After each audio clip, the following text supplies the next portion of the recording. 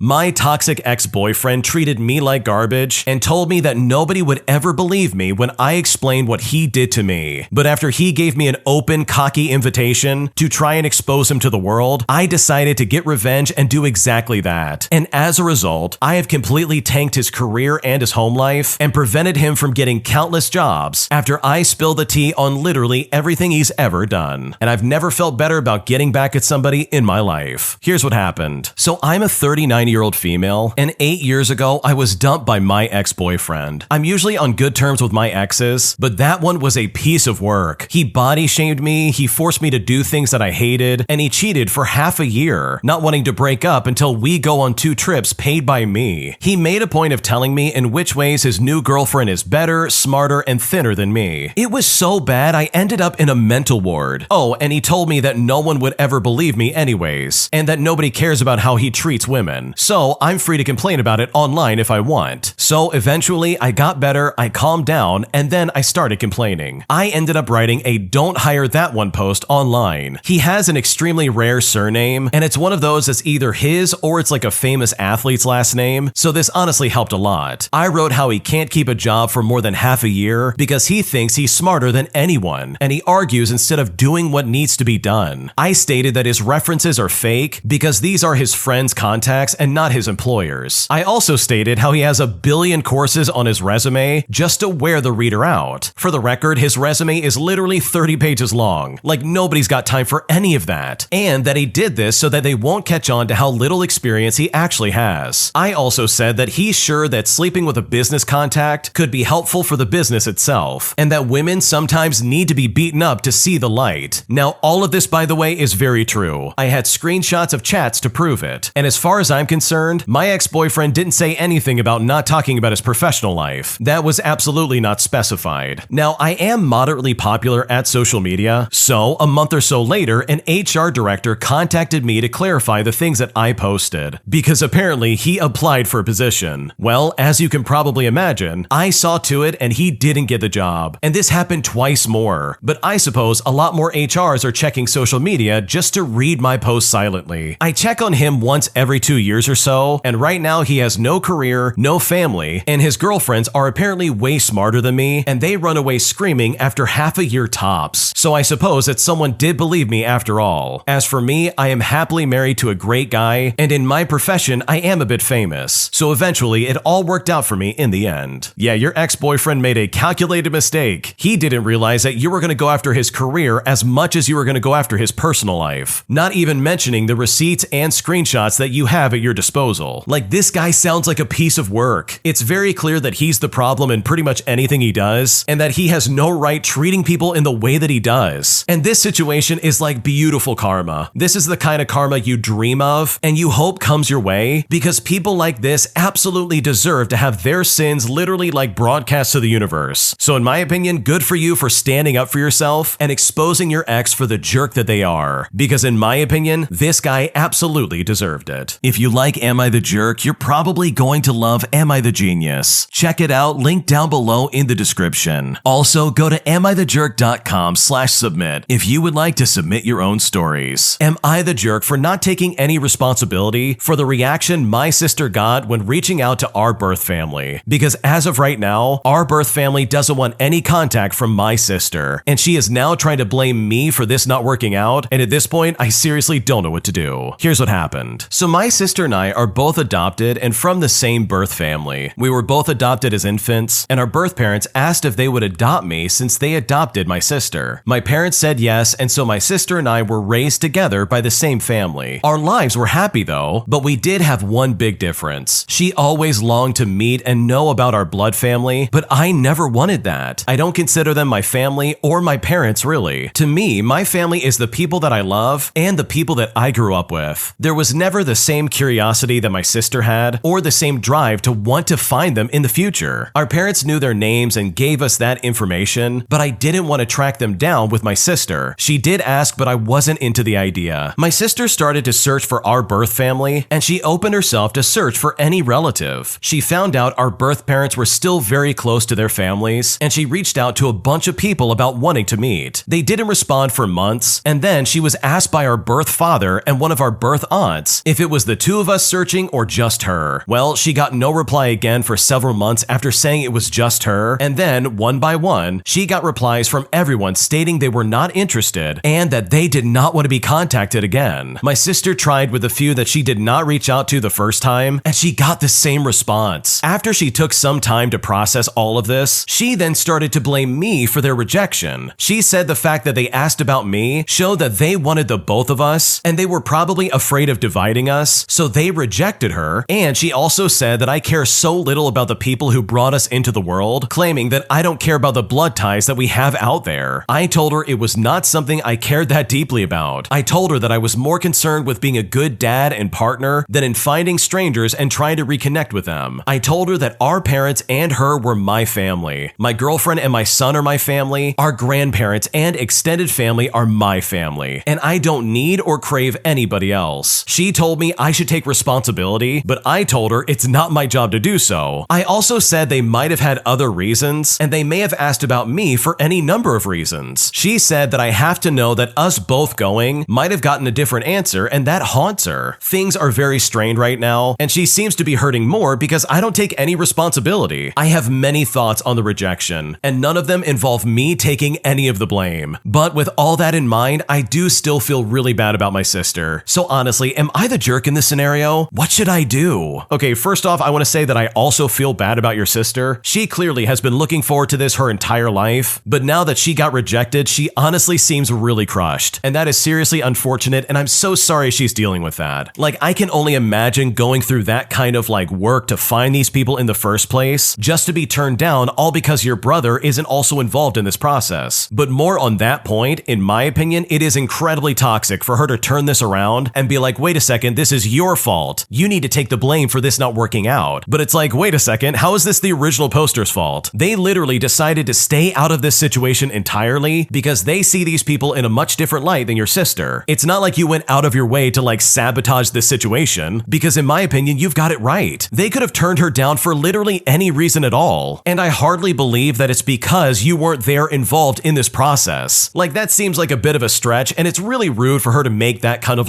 equivalent assumption. And I totally get that she's hurting, and this is probably a defensive reaction in some kind of way, but she is seriously focusing her anger and her grief about the situation at the wrong person. She really shouldn't be mad at you for not wanting to be involved and looking for these people, but instead, she really should be upset that these people don't want to meet with her. That's the real tragedy here, and honestly, in that regard, I really do feel bad for the sister. But in my opinion, with all things considered, I don't think you're the jerk, and I don't think it's right for your sister to demand that you take the blame, because in my opinion, I don't think you did anything wrong. Am I the jerk for being too honest about why I will never consider my dad's wife an equal parent or even a second mom in my life? Because right now, my dad and his wife are incredibly angry with me, and at this point, I seriously don't know what to do. Here's what happened. So my parents were 19 years old when they had me. They were together until I was about 1 year old, and then they broke up. They didn't get married, so there was no divorce or anything like that. I also have my mom's last name, and that does come up later, which is why I'm saying it here. My dad met his wife Carol, that's not her real name, when I was about 5 or 6. I met her when I was 6 years old, and she was married to him when I was 7. They also had 4 kids in 4 years, starting a few months after the wedding. And this is because Carol is older than my dad and felt her biological clock was ticking. It was all very fast for me. My relationship with Carol is not very close at all. She has made a lot of efforts to take the role of a third parent as well as a second mom, but I always keep her as just my dad's wife or as someone who's part of the wider family, but is not exactly someone important to me. Now, I have a few reasons for this. She never lets me call her Carol, and she pushed for me to say mom years ago, and we ended up both settling for ma'am since first names are a no-no. She is also very pushy with her religion and has called me disrespectful for not giving her religion a chance and not attending unless I'm forced to. I don't believe in religion, and I was mostly raised without it. My dad converted for her, but my mom said no to me doing it, and I'm honestly so glad of that. Carol also acts like we had years to get to know each other before she became my dad's wife, but in reality, it was maybe about a year. The other thing is that she hates my mom and is not afraid to voice that stuff around me. Carol hates that I have my mom's last name and not my dad's, and Carol hates the first name that my mom chose for me and has implied that she was selfish for giving it to me because it's more unique and uncommon and not a normal name. She has called my mom horrible horrible things, such as a disgrace of a parent, as well as trailer trash, and she feels that dad should have named me as his first son. Then she also blames mom for not encouraging me to use my middle name, which my dad chose, and it's more of a name that Carol likes. She also disagreed with mom not putting me in sports when I was a lot younger, and this is because Carol is big into boys needing sports from a young age, and my mom never considered that a priority. She is just so disrespectful about my mom so often. A couple of years ago, while I was at my dad's, Carol and I were alone, and she wanted to know why I never treat her like a parent, and what she's done so wrong that I refuse to acknowledge her as any kind of mom to me. Well, I then mentioned all of the things I just listed, and how much I hate when she gets like that. I told her she can't expect to win me over when she talks all this garbage about my mom all the time, and disrespects me by disrespecting my name. I told her that I would never love someone who acts that way. Well, when I said that, she was hurt. I could tell right away. But she was also angry, and so was my dad, when she told him what I said. They accused me of treating Carol with so much disrespect and harshness, and at this point, it's honestly making me question if I'm the jerk or not. What should I do? No, you're not the jerk at all. Carol is literally digging her own grave, and then she's expecting you to somehow be okay with the way she talks about your mother. Like, first of all, if she has like all those ill feelings towards your mom, then she really needs to manage how she expresses that and who she says that to in the first place. Like, it is highly inappropriate for her to say that around you. Like, you very clearly love your mom, and you probably just want everybody to get along. But here comes Carol, your stepmother, stepping in between you and literally everything that you know and love, and basically treating you like garbage. And that, in my opinion, is not fair in the slightest. So no, I don't think you're the jerk in this scenario. I personally feel like Carol's attitude has gone unchecked for long enough, and it's such a shame that you had to be the one to tell her exactly how it is. Am I the jerk for breaking a family tradition by not giving my firstborn son the name William? Because right now, my entire family is angry, and at this point, I seriously don't know what to do. Here's what happened. So my family has a tradition going back 6 generations in which the firstborn son is named William. My father and I go by our middle names to avoid confusion, whilst my grandfather is known as Bill. It's not that I don't like the tradition, it's just that my middle name James is the name I've always been known as, and I always hated being made fun of when I was younger, especially at school when a new teacher would inevitably call out my actual first name when taking the register, and all of the other kids would laugh at me for trying to explain that I didn't want to be called that. Now that I'm an adult, I know that if I wanted to, I could legally change my name, but I guess I've just gotten used to the inconvenience, and at this stage of my life, it's more of a conversation starter if anything else. I also understand that of all the things to be made fun of when younger, it's pretty low down on the list, and some people would just say that I'm being petty. Anyways, I have recently become a father to a beautiful baby boy, and to my family's shock, we have named him Ezra, which both me and my partner love a lot. We're still giving him the middle name of William, but this is not good enough for my family, who have practically not acknowledged my son's name at all. He's 3 months old now, and whenever they interact with him, he's referred to as Junior or the child. All I really want for Ezra is for him to feel like he is his own person when he grows up, to not feel like there's some kind of burden on him to live up to any expectations that we might have for him, which is something I suppose I felt somewhat in my childhood. I want him to feel comfortable knowing that any decision he makes, his mother and I will always support him, and this is what makes me stand by our decision. But I also can't help but feel guilty for breaking the tradition, and that there is now a slight rift between me and my family, especially when it comes to my dad. So am I the jerk for not naming my son William? What should I do? No, you are definitely not the jerk. You and your wife get to decide what you want to name your son, and honestly, no one else has any say in the matter. It is so disgusting and disrespectful that they would call this kid Junior or the child instead of saying, hey, your name is Ezra. And in my opinion, that is completely unacceptable. There is no good reason for them to do that, and it is incredibly petty for them to act that way. I know that if I was in your shoes, I would be shutting them down so fast it's not even funny. I wouldn't accept any other name or nickname in the slightest, and I would demand that they call my son by his actual name. Because in my opinion, traditions like this are really stupid. It puts pressure on people who never even had a say in the matter, and it basically denies anybody who has a son in the future from having any kind of say in what they want to name their son. So no, you are not the jerk. Your extended family is being really weird, and in my opinion, if they want to be around your son, then they absolutely should use his real name. My family excludes my girlfriend all the time, and it is constantly causing problems in me and my girlfriend's life. And at this point, I seriously don't know what to do. Here's what happened. Okay, to give you some context, my girlfriend and I have been together for a little more than a year. We see each other 4 to 5 times a week, and I currently still live with my parents to save money, but I hope to move out very soon. My twin sister is living out of town and visits about once a month, and she doesn't like my girlfriend all that much because she thinks that my girlfriend is taking too much of my time and preventing me from spending time with my sister. My family likes to plan things with me, like going to dinner or watching a movie, or whatever the case may be as a family, and when I tell my girlfriend that, she feels left out. I stick up for her when my family wants to do something, and I want to invite her, but they do not want her to be there. They just want me in attendance. My girlfriend doesn't want to be treated as an option on when she can or cannot participate in things with my family. I've tried talking with my parents to be more inclusive, but their argument is that they just want to be together as a family, and that it's nothing personal, but they feel that she is invading our family as they think that she always wants to be involved. We've had this problem for a long time now, and I don't know what to make of it or how to fix it, because I love my family and I want to spend time with them, but I feel they aren't as accepting of my girlfriend. But I also don't want to ditch my family plans as well just to spend time with my girlfriend, because I also want to spend time with my family. Where do I go from here to make all these parties happy? What should I do? Okay, first of all, I think it's really important to see that the girlfriend and the person in this story are 27 and 28 years old. And that's probably like the most jarring thing to me, in my opinion, because the way the original poster is acting is very immature. Now, this isn't meant to be a slight, but in my opinion, if you want your girlfriend to be more involved in your life and in your family's life, then you need to start being more of an advocate for her in all of these situations. Like, it really seems like you're just sitting there and saying, well, okay, my family says I can't have you over, so that's not gonna happen. By the way, I'm gonna go to this family event without you anyways, see you later. Like, no, you gotta stand up for her. You gotta say, listen, if you're not gonna allow my girlfriend to show up as well, then I have no reason to be there myself. Because from the sounds of it, they don't really have a good reason for not wanting your girlfriend there as well. And that's the thing about this situation, you are definitely not gonna make everybody happy. That is impossible, and it is just not gonna happen. So you really need to get that idea out of your head like right away, because somebody is gonna be upset. But in my opinion, if I was in your shoes, I would be sticking up for my girlfriend and saying, listen, you need to include her or I'm not gonna show up. And if they have a negative reaction from this, then fine, they can live with that. Because I know if I was in your shoes and my girlfriend was just begging me to be involved with anything with my family, and my family was still shutting her out and saying, no, we don't want her there, then there is no way I would ever go to these family events, because my family clearly does not respect her or even want to get to know her. And that fact alone is more than enough for me to say that I don't want to be around them. My sister-in-law thinks that I wanted to purposefully outshine her at her wedding, and now she's sending me angry messages, and at this point, I seriously don't know what to do. Here's what happened. Okay, I first need to start off by saying that I really don't want you to think that I'm bragging, but I have always considered myself physically pretty, and people have always told me that. It has its perks and it has its cons. I had a hard time because of this when I was at school, because let's just say that I was a stereotypical cheerleader. My point with this is that often other people only paid attention to me because of my appearance, or they thought everything I did was against them, and this was very big amongst girls, which I think might have something to do with this as well. Now, this involved my husband's sister, who just got married last week. My husband and I got invited to the wedding, and it was at a very fancy location. It was truly a beautiful wedding, so I decided to dress up a little bit. I had a baby 3 months ago, but I wore a dress that showed off a little bit more of my chest. When her and her husband were busy catching up with friends, some family members came and complimented my outfit with the always so necessary comment about how good I look, and this is because I've lost most of my baby weight, and you just know how much people like to talk about that. Now, another major factor for this incident was all because we didn't bring our baby with us to the wedding. One of my friends was babysitting for us since she lives nearby, and my son only breastfeeds right now, so my friend had to drive him twice so that I could feed him. The first time was when they were giving speeches, so I went to my car, fed my son, and then she left, and then the second time, some people wanted to see the baby, so as we were outside, some of our family came to greet my baby. Now, the thing is that my other sister-in-law posted photos of the wedding, and she posted one of me and her while captioning it that she was with the prettiest doll, and this is because she calls me Barbie sometimes. Well, my sister-in-law thought that was very nasty, so she posted on Instagram saying that no matter what, some people always want to shine brighter than others and steal the spotlight even on special occasions. I saw that and I sent her a text message. I said to her, hey, is everything okay? Now, she didn't answer that day, but the next day she responded by saying saying that I can't possibly be this tone deaf and that the post was about me. And I was like, what are you talking about? And then she said that because people were posting and talking about how pretty I looked at her wedding and how good I looked and how lucky my husband was, it somehow pulled attention away from her. I told her I was sorry, but I don't really see how that has anything to do with me. She then said that I'm doing this on purpose, and to back up her argument, she said that in the photo I posted, people were commenting on that kind of stuff. She insists that I wanted to outshine her by basically looking prettier and by having people look at my baby. So I think this might just be some female competition thing, because I've seen this other times. It wouldn't be weird to me if she thought that me dressing up or losing weight was something that I've done to purposefully harm her, because it has happened to me before. But I don't want to be too harsh, and I want to give the benefit of the doubt because maybe I was wrong. So honestly, am I the jerk in this scenario? What should I do? You're not the jerk. You literally did nothing wrong. You came to the wedding, you dressed up, and you had your baby with you just to feed him. Like, the fact that your sister-in-law would act this way and act so weird and competitive and petty, that in my opinion is a reflection of how toxic she truly is. And that has absolutely nothing to do with you. When you subscribe, make sure to hit the bell to turn on notifications. To finish listening to all the stories, check out the playlist at the top of the description. And if you want some chill music to put on in the background, check out easymode.com. If you like Am I the Jerk, subscribe to Am I the Genius. Everything will be linked down below in the description.